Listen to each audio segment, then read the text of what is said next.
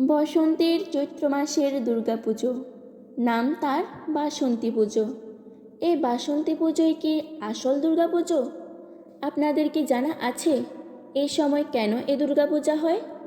আপনি কি জানেন এই সময় এই পূজার প্রচলন কে করেছিল?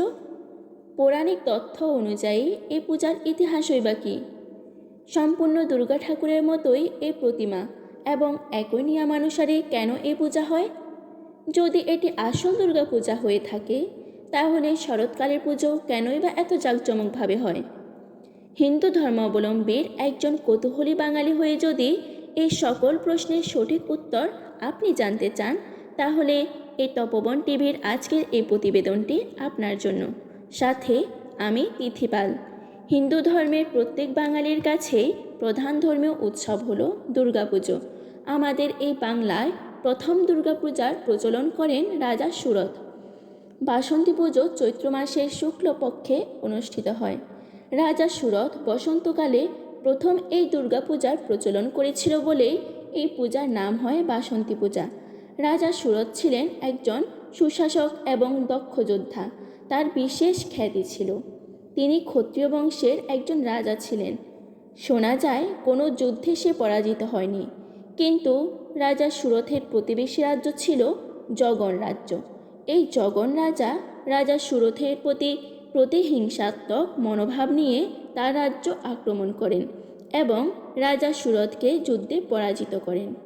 সেই সময় রাজা সুরথের মন্ত্রী ও প্রজারা সর্বস্ব লুট করে। কাছের মানুষদের কাছ থেকে পাওয়া এই ধরনের আচরণে রাজা আরও ব্যথিত হন এবং তিনি সর্বহারা হয়ে বনে বনে ঘুরতে থাকেন।